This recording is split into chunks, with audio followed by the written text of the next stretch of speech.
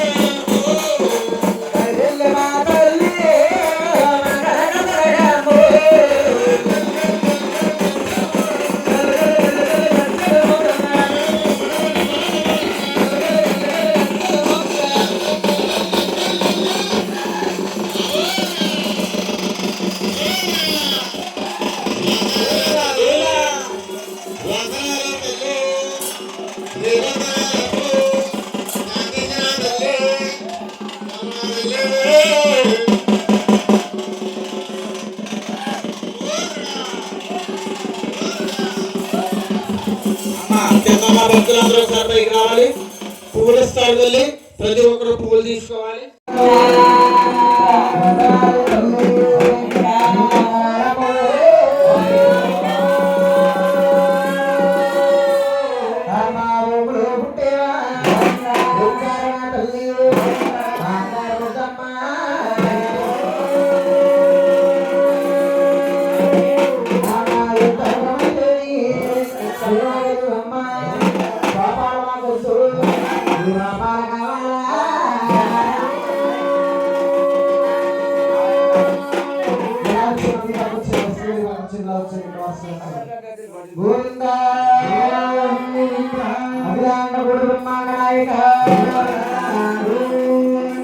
అందరూ కూడా పువ్వులు పక్కన నేను చెప్పిన తర్వాత ఇయ్యాలమ్మా అప్పుడు పట్టుకుంటున్నాడు. గోవింద